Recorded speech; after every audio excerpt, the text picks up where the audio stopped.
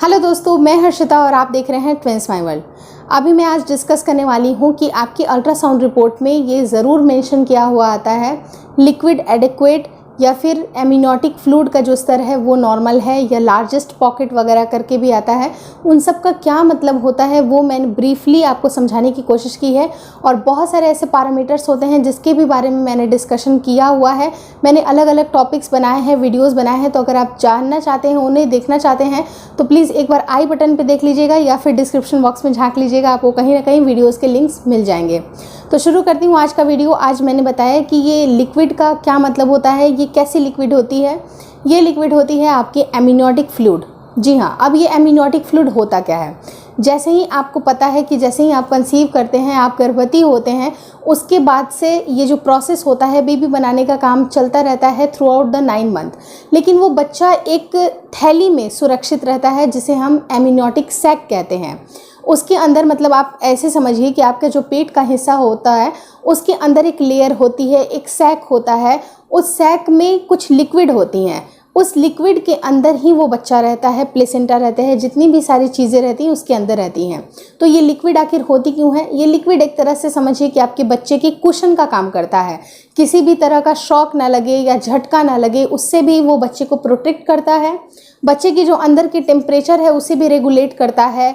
किसी other infection से भी लड़ने में मदद करता है। अगर बाहरी किसी तरह का इन्फेक्शन अगर आ रहा है, जैसे अगर माँ यूटीआई से संक्रमित है या कुछ भी इस तरह का आपको ऐसा लगे कि हाँ किसी तरह का संक्रमण हो रहा है, तो उससे भी ये एमनियोटिक फ्लूइड आपके बच्चे की रक्षा करता है और उसको प्रॉपर जो उसकी प्लेसेंटा से जो फूड वगैरह मिलती है, सब कुछ उसको एक तरह का तैरने का भी कह सकते हैं, उसको ग्रो करने के लिए, तैरने के लिए, स्विम करने के लिए उसको वो स्पेस देता है।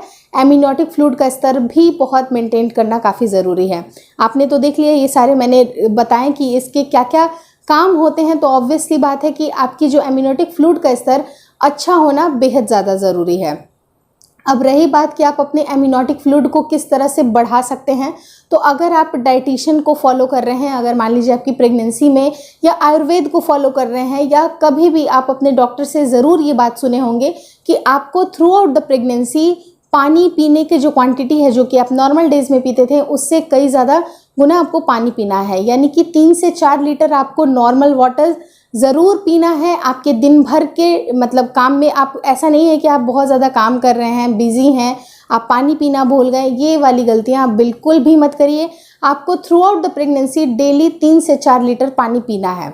और अदर फॉर्म्स भी होते हैं लिक्विड डाइट के, जैसे कि आप नारियल पानी ले सकते हैं, शिकंजी ले सकते हैं, नींबू पानी ले सकते हैं, या बहुत सारे फलों के जूसेस ले सकते हैं, जिससे कि आपका एमनियोटिक फ्लूइड का जो स्तर है वो मेंटेन रहे।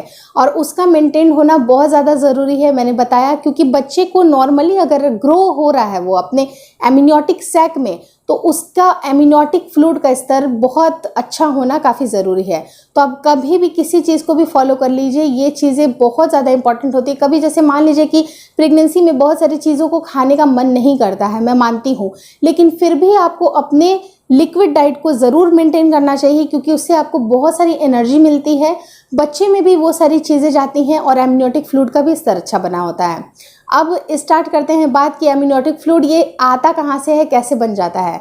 तो जैसे ही आप कंसीव करते हैं उसके अराउंड 12 दिन के बाद से एमनियोटिक फ्लूइड बनना चालू होता है।